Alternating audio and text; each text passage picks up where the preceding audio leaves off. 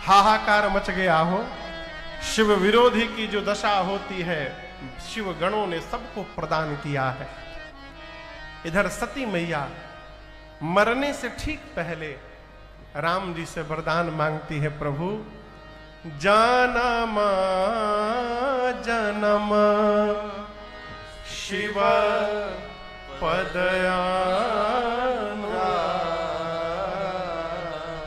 प्रभु एक वरदान दीजिए, अगले जन्म में भी मैं बाबा के ही चरणों की दासी बनूं, इसके अलावा हमें आपसे कुछ नहीं चाहिए। जैसे सती मैया ने अपनी संसार की जितनी देवियां हैं आपकी बेटी के नाम का स्मरण करके जीवन में पातिव्रत धर्म का पालन करेंगी। महाराज, महाराज आपकी बिटिया का सौभाग्य खंड बना रहेगा।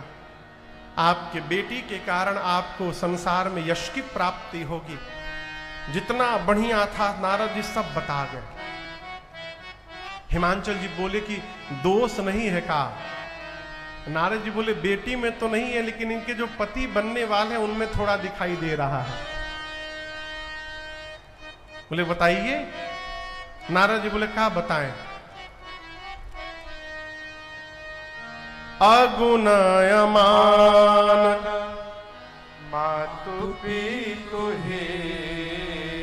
अगुण होंगे, अमान होंगे, माता पिता नहीं होंगे, उदासीन होंगे, संशय रहित होंगे, उनकी विशाल जटाएं होंगी, जोगी होंगे। जोगी जटिल काम मन नगन मंगल रे। अस स्वामी यही कह मिले परिहस।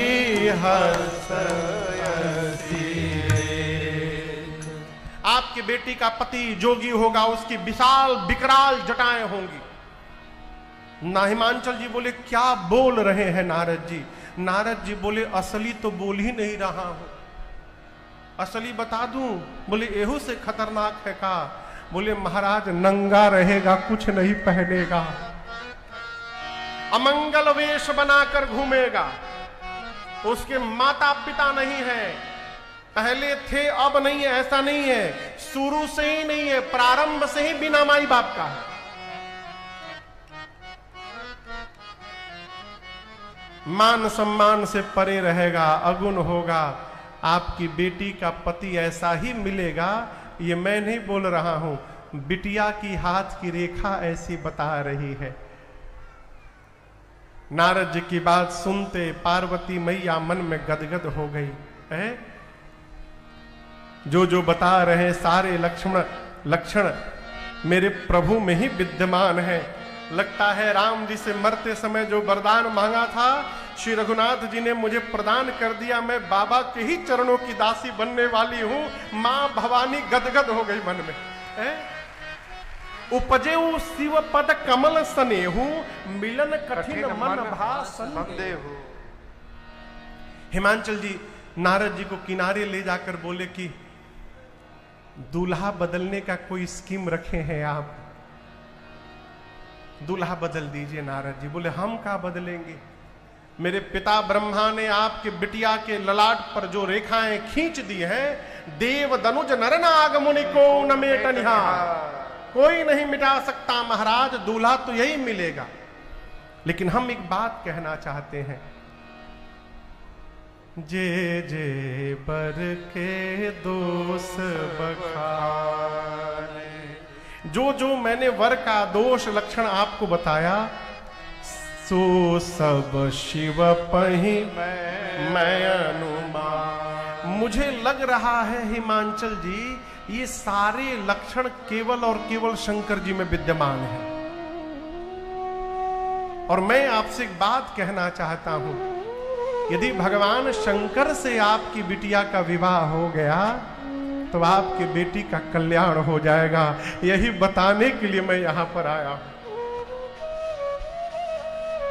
हिमांचल जी बोले भगवान शंकर तो दुराराध्य है, उनको प्राप्त करना सरल नहीं है, कैसे मिलेंगे? नारद जी बोले उपाय है। क्या उपाय है? तपश्चर्या। कहा हे भवानी तप आधार सर्व सृष्टि भवानी, जीवन में तपस्या के बल से कुछ भी प्राप्त किया जा सकता है, यह सिद्धांत कहता है। तपना पड़ेगा, बिना तपे कुछ प्राप्त होने वाला नहीं है। अब बिना तपे प्राप्त हो गया तो टिकने वाला नहीं है, जैसे आएगा वैसे चला जाएगा। आपकी बेटी को तपना पड़ेगा। जैसे मां पार्वती सुनी, नारद जी गए, अगला दिन हुआ, सवेरे सवेरे पार्वती जी ने अपनी मां से कहा, मां रात को सपने में एक श्वेत वस्त्र धारण करके एक ब्राह्मण देवता आए थे और उन्होंने मुझे उपदेश किया, क्या करहि जाई तपशैल कुमारी। नारद कहा सुसत्य विचारी, हे कुमारी, नारद जी ने जो कहा उसको दिन भोजन बारी बतासा, कुछ दिन हवा पानी पी के रही, कठोर उपवास किया मैया ने।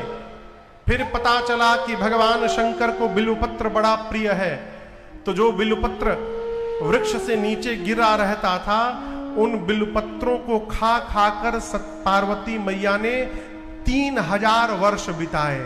3 सहस संवत सोई खाई। 3000 बिल्वपत्र खाने के बाद 3000 वर्ष मां ने उस बिल्वपत्र का भी त्याग कर दिया। उसी समय पार्वती मैया का एक नया नामकरण हुआ, अपर्णा भवानी। बोलिए अपर्णा मैया की जय। उमहि नाम तब भयऊ अपर्णा। इतना कठोर तपश्चर्या मां ने किया जीवन में। आकाशवाणी हुई और आकाशवाणी ने कहा, हे भवानी, आपने इस छोटी सी अवस्था में जो तपस्या की है, आज तक किसी सुर नर मुनि ने ऐसी कठोर तपस्या नहीं की। हम आपको आशीर्वाद देते हैं, आपकी मनोकामना पूर्ण हो गई। पिताश्री बुलाने आए तो घर लौट जाइएगा। सप्तऋषि यदि मिल जाए तो आप हमारे वचनों को सत्य समझिएगा। अब तक आप पार्वती थी, अब बहुत शीघ्र आप भव की अर्धांगिनी भवानी बनने वाली है, यह हमारा आपको आशीर्वाद है? मां गदगद हो गई। इधर कितना बज गया हो? 5:30 बज गया। कोई बात नहीं, आनंद है। हाँ, हम समझे कि कभी तो 4:30 बार बजट हुई, 4:30 5 के आसपास होती। अच्छा चलिए, कोई बात नहीं। हाँ, तो हमारा कौन दिक्कत बा। इधर भगवान शंकर मां सती के जाने के बाद बाबा को वैराग्य आ गया। कैलाश से चल पड़े। कहीं कथा होती तो चुपचाप बैठ के कथा सुनते, कहीं कोई भगत मिल जाते तो बाबा उनको कथा सुनाते हैं। इसी प्रकार जीवन चलने लगा और उनके इस नेम और नियम और प्रेम का दर्शन करके एक दिन शंकर भगवान के सन्मुख स्वयं राम जी प्रकट हो गए। नेम प्रेम शंकर कर देखा, अबिचल हृदय भगति के रेखा, प्रगटे राम कृतज्ञ कृपाला। राम जी भगवान शंकर के सन्मुख प्रकट हो गए और प्रकट होने के बाद मां पार्वती के जन्म की कथा विस्तार पूर्वक राम जी ने शंकर जी को सुनाई। और सुनाने के बाद कहा, बाबा यदि आप मुझसे प्रेम करते हैं तो मेरी आपसे आज एक विनती है। शंकर जी ने कहा, जो आज्ञा प्रभु। राम जी बोले, जाई विवाह शैल जही, यह मोहि मांगे। मैं आपसे आज यही मांग कर रहा हूं, मांग रहा हूं, हे शंकर जी, आप जाकर के पार्वती जी से विवाह कर लीजिए। शंकर जी ने कहा, प्रभु आप जो कह रहे हैं वो उचित नहीं है, परंतु जीवन में माता, पिता, सद्गुरु और स्वामी के द्वारा कही हुई बात पर उचित अनुचित का विचार नहीं करना चाहिए। अपना परम कल्याण जान करके इन चारों की आज्ञा का पालन करना चाहिए। आप मेरे स्वामी हैं प्रभु, इसलिए आज्ञा सिर पर नाथ तुम्हारी। आपने जो कहा वो सिरोधारी है। राम जी बोले सिर पे न रखिए, हृदय में रखिए। क्यों? सिर पर गंगा जी बही रही हैं, कहीं मेरी आज्ञा को आप सिर पे रख लिए और गंगा जी के साथ आज्ञा भी बही गई तो क्या होगा? इसलिए हृदय में धारण करिए। बोलकर राम जी अंतर ध्यान हुए। राम जी के जाने के बाद भगवान शंकर ने सप्तऋषियों को बुला करके और पार्वती मैया के प्रेम का परीक्षण किया है। जो हजारों हजारों वर्ष तपस्या कर रहा है उसकी निष्ठा को कोई क्या पता लगाएगा हो? सप्तऋषि आए, मां की निष्ठा में हेराई गए हो। जाकर भगवान शंकर से पार्वती मैया का इतना गुणानुवाद किया है सप्तऋषियों ने कि बाबा सुनकर प्रशंसा गदगद हो गए, फिर समाधि में चले गए। पिछली बार गए थे तो कितने दिन बाद लौटे थे? 87,000 वर्ष, फिर समाधि में गए। अब कब लौटेंगे किसी को नहीं मालूम। इसी बीच एक दैत्य ने जन्म लिया जिसका नाम था ताड़कासुर। अभी हम कहीं थे, भिलवाड़ा में किसी ने पूछा कि न्यूजीलैंड में पूछा कि महाराज ये सब ब्रह्मा जी शंकर जी को पता है कि सब राक्षस बाद में कष्ट देते हैं, तो इनको ये दोनों लोग वरदान क्यों दे देते हैं? अभी किसी ने प्रश्न किया। तो देखिए, वरदान देते नहीं है, मजबूरी बस देना पड़ता है। आप में से कोई अध्यापक है यहाँ, टीचर पढ़ाने वाला स्कूल में? हम कुछ पूछेंगे नहीं, ऐसे हाथ उठाइए अगर है तो।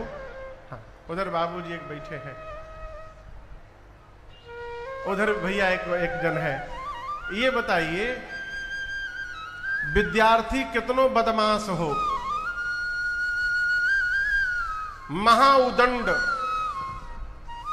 सब पर ढेला चलावे। ढेला समझत है ना? ढेला केहू आवे तो ढेला चला दे, दांते काट ले, नोच ले, बकोट ले, खखोर ले।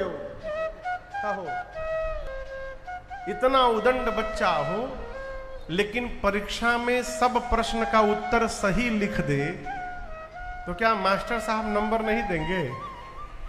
आपन कपार पटक पटक कर देंगे, लेकिन देना पड़ेगा। भले उदंड है तो क्या हुआ, सब सही सही लिखा है। उसी प्रकार ये राक्षस इतनी तपस्या कर लेते थे कि तपस्या के कारण भगवान शंकर और ब्रह्मा जी उनको वरदान देने के लिए विवश हो जाते थे। ये तारकासुर भी तपस्या किया, ब्रह्मा जी गए वरदान देने, बोले मांगो। बोला मैं मरूं नहीं। ब्रह्मा जी बोले और ही कुछ मांगा। मांगा ढेर लोग मांगल कि हम ना मरी, सब कोई मुंह गई, तू मुंह। अब वो सोचने लगा क्या मांगू कि ना मरना पड़े। तो दिमाग लगाया, शंकर जी समाधि में है, कब आएंगे पता नहीं। आ भी गए तो पत्नी है नहीं, सती जी जल चुकी हैं, पत्नी नहीं है तो बेटा कैसे होगा।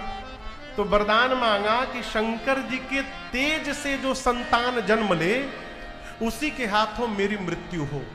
ब्रह्मा जी बोले तथास्तु। अब ताड़कासुर सोचा मुझे तो कोई मार ही नहीं सकता, लगा देवताओं पर त्रास करने।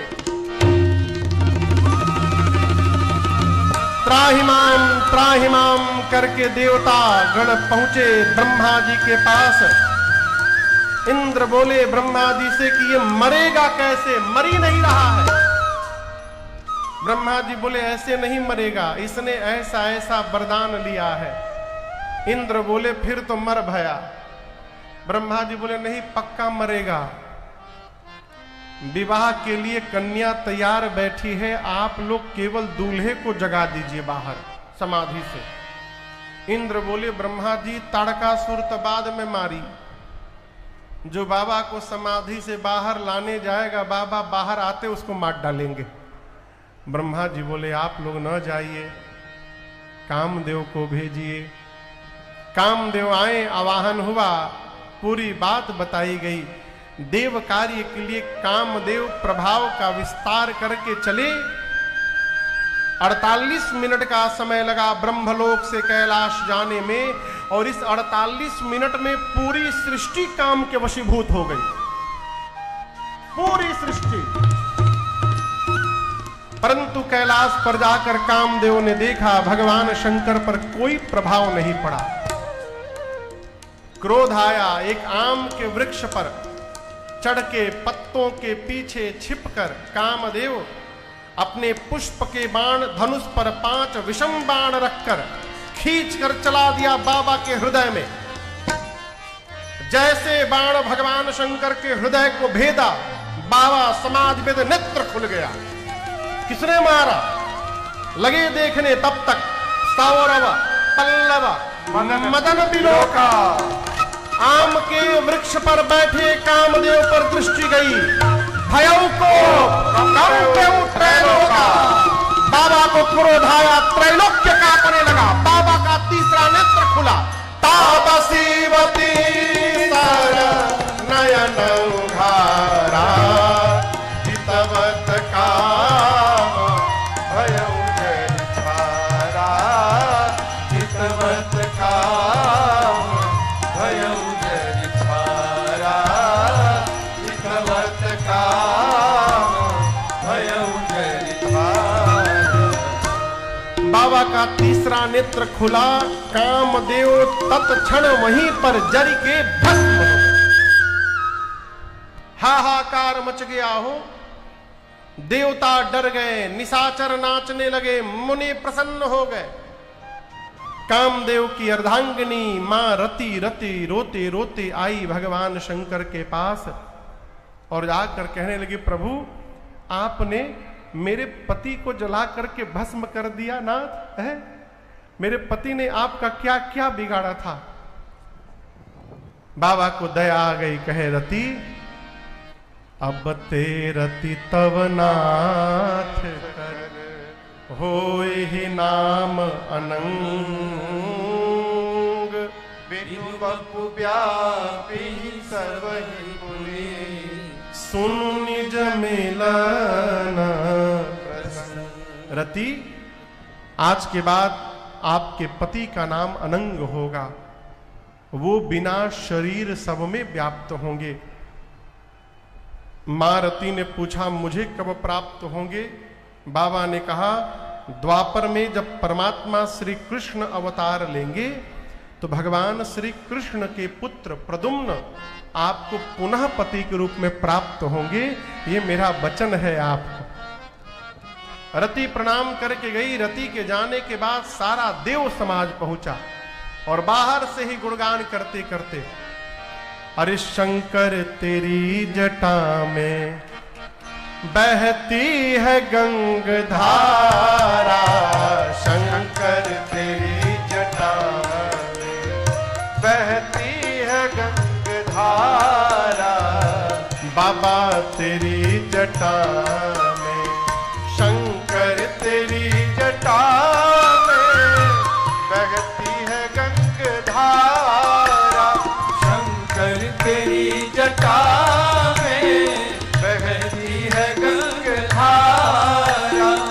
काली घटा के अंदर, काली घटा के अंदर जिमिदामिनी उजाला, काली घटा के अंदर जिमिदामिनी उजाला, शंकर तेरी जटा।